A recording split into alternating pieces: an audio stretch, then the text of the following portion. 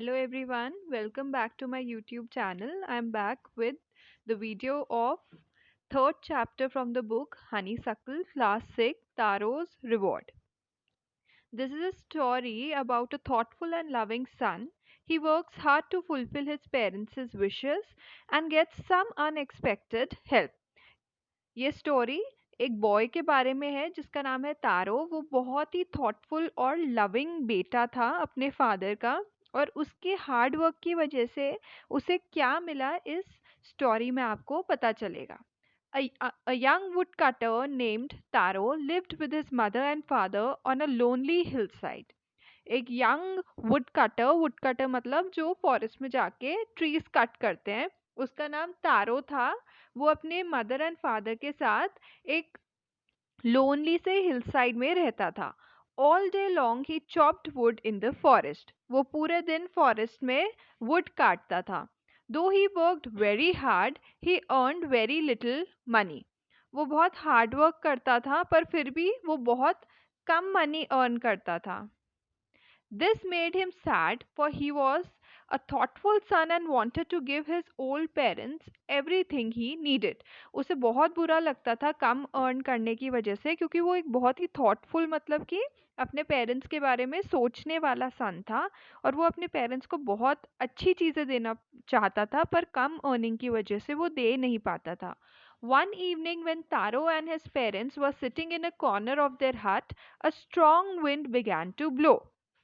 एक इवनिंग जब तारो और उसके पेरेंट्स कॉर्नर में बैठे हुए थे अपनी हट के, तो एक स्ट्रॉन्ग विंड वहां पे ब्लो कर रहा था. It whistled through the cracks of the hut and everyone felt very cold. जो उनके हट में क्रैक्स यानी दरारें थी, उससे वो विंड विसल यानी कि अंदर आया और सबको बहुत ठंड लगी. Suddenly Taro's father said, I wish I had a cup of sake. It would warm me and do my old heart good. इतने में उसके फादर ने बोला कि काश मुझे एक कप ऑफ साके मिलता. साके मतलब कि एक जापानीज ड्रिंक होती है वो, और उससे बहुत वार्मथ मिलती है. This made Taro sadder than ever, for the heart warming drink called sake was very expensive. Taro ये सुन के और ज़्यादा सैड हो गया, क्योंकि वो जो हार्ट वार्मिंग ड्रिंक थी वो बहुत ही एक्सपेंसिव थी. How do I earn more money, he asked himself. वो उसने खुद से पूछा कि मैं और पैसे कैसे कमाऊं जो मैं अपने फादर के लिए साके ड्रिंक लेके आ सकूं. How do I get a little sake for my poor old father. मैं अपने फादर के लिए और थोड़ा साके ड्रिंक कहाँ से लेके आऊं. He decided to work harder than before. उसने सोचा मैं अब पहले से भी और ज़्यादा हार्ड वर्क करूंगा. Next morning, Taro jumped out of bed earlier than usual and made his way to the forest. अगली सुबह तारो जल्दी से उठा और फॉरेस्ट चला गया.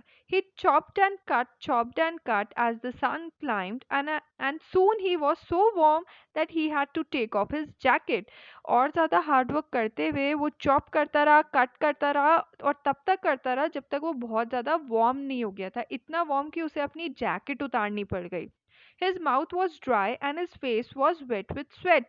इतना हार्ड वर्क करके उसका माउथ बुरी तरह ड्राई हो गया था और फेस स्वेट की वजह से एकदम वेट हो चुका था. माई पुअर ओल्ड फादर, ही थॉट. वो अभी भी अपने फादर के बारे में ही सोच रहा था. If only he was as warm as I.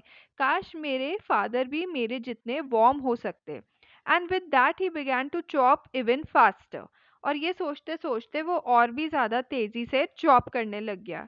Thinking of the extra money he must earn to buy the sake to warm the old man's bones.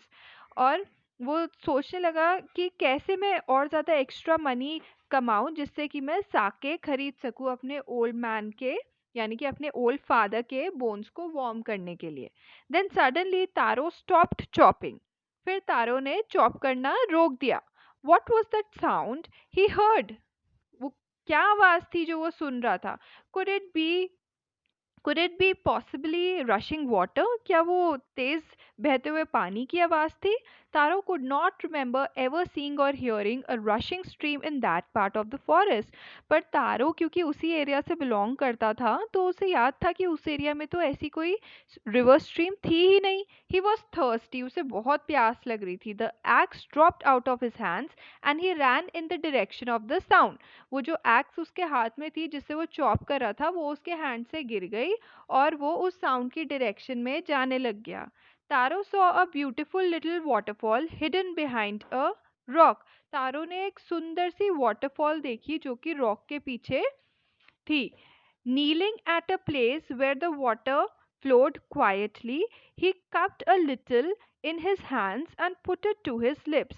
Kneeling मतलब वो अपने नीज पे बैठ गया जहाँ पे वाटर थोड़ी हल्के से फ्लो कर रही थी, और ही कप्ड अ लिटिल मतलब उसने अपने हाथ में कप जैसा बनाया शेप, और अपने हैंड्स में वो वाटर लेके वो पीने लग गया। Was it water or was it sake? He tasted it again and again, and always it was the delicious sake instead of water. उसने वो बार बार पिया और उसे पता चला वो वाटर की स्ट्रीम नहीं, वो साके ड्रिंक की स्ट्रीम थी। तारो quickly filled the pitcher he had with him and hurried home. तारो ने क्विकली पिक्चर मतलब एक पॉट उसके पास था, उसने वो जल्दी से फिल किया और वो अपने घर चला गया। The old man was delighted with the sake. Delighted मतलब हैप्पी, जो उसके ओल्ड फादर थे वो साके पी के बहुत ज़्यादा खुश हो गए। After only one swallow of the liquid he stopped shivering and did a little dance in the middle of the floor. सिर्फ थोड़ा सा ही साके पीने से उनकी जो शिवरिंग थी, जो वो ठंड की वजह से ठिठुर रहे थे, वो रुक गए और उन्हें काफ़ी वार्मथ लगी और उन्होंने डांस भी किया फ्लोर पे।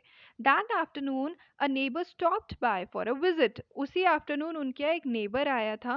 तारो's father politely offered her a cup of sake. तो तारो के फादर ने उस गेस्ट को भी a cup of sake drink पिलाई। The lady drank it greedily and thanked the old man. उस लेडी ने जल्दी जल्दी वो ड्रिंक पी ली और ओल्ड मैन को थैंक्स करा। Then Taro told her the story of the magic waterfall, और तारो ने उस लेडी को इस मैजिक वाटरफॉल के बारे में बताया। Thanking them for the delicious drink, she left in a hurry. और उस लेडी ने उन्हें थैंक किया और वो वहां से भाग गई। By nightfall she had spread the story throughout the whole village. Night तक उस लेडी ने पूरे विलेज में ये ड्रिंक की स्टोरी सबको बता दी थी। That evening there was a long procession of visitors to the woodcutter's house. उस इवनिंग वुडकटर के घर में बहुत सारे गेस्ट्स आए। Each man heard the story of the waterfall and took a sip of the sake. हर guest ने waterfall की स्टोरी सुनी, साके पिया। In less than an hour the pitcher was empty. और अब उनका वो जो पॉट था साके का वो खत्म हो गया था क्योंकि उन्होंने सब गेस्ट को साके पिला दी थी। Next morning, Taro started for work even earlier than the morning before. Next morning, Taro और ज़्यादा hard work करने गया और ज़्यादा early morning चला गया. He carried with him the largest pitcher he owned. For he intended first of all to go to the waterfall. और वो सबसे बड़ा pot लेके गया और वो डायरेक्टली वाटरफॉल की तरफ जा रहा था क्योंकि उसने सोचा मैं पहले साके ड्रिंक भर लेता हूँ तब काम करूंगा। When he reached it, he found to his great surprise all his neighbors there. जब वो वहाँ पहुंचा तो उसने देखा कि वहाँ तो उसके सारे neighbors already पहुंचे हुए थे। They were carrying pitchers, jars, buckets, anything they could find to hold the magic sake. वो लोग बहुत सारे containers लेके आए थे जिसमें वो साके को भर के ले जा सकें। Then one villager knelt and held his mouth under the waterfall to drink. फिर एक विलेजर ने अपनी नील डाउन की, अपने माउथ में वो वाटरफॉल की ड्रिंक लेने की कोशिश की और उसे बार बार जब उसने पिया तो वो बहुत एंग्री हो गया क्योंकि वाटर, नथिंग बट वाटर, वो सिर्फ वाटर था, वो साके ड्रिंक नहीं थी। Others also tried but there was no sake, only cold water. सब लोगों ने पीने की कोशिश की पर वो सिर्फ वाटर था, वहां पे तो साके ड्रिंक थी ही नहीं। We have been tricked, shouted the villagers. Villagers को बहुत गुस्सा आया, उन्होंने बोला कि ये हमारे साथ ट्रिकरी हुई है। Where is Taro? Let us drown him in this waterfall. उन्होंने बोला तारो कहाँ है, उसे हम इसी वाटरफॉल में डुबा देंगे। But Taro had been wise enough to slip behind a rock when he saw how things were going. But Taro wise यानी कि समझदार था, वो एक रॉक के पीछे छुप गया जब उसने देखा चीजें इतनी बिगड़ रही थी। He was nowhere to be found. वो किसी को कहीं भी नहीं मिला। Muttering their anger and disappointment, the villagers left the place one by one.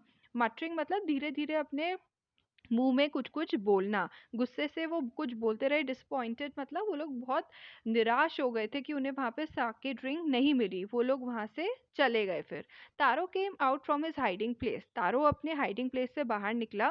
Was it true, he wondered. Was the sake a dream, वो सोचता है कि क्या वो साके एक ड्रीम था, इन लोगों को साके क्यों नहीं मिला यहाँ पे। Once more he caught a little liquid in his hand and put it to his lips. फिर से उसने अपने हैंड में थोड़ा सा लिक्विड लेके टेस्ट किया। It was the same fine sake. वो sake drink ही थी।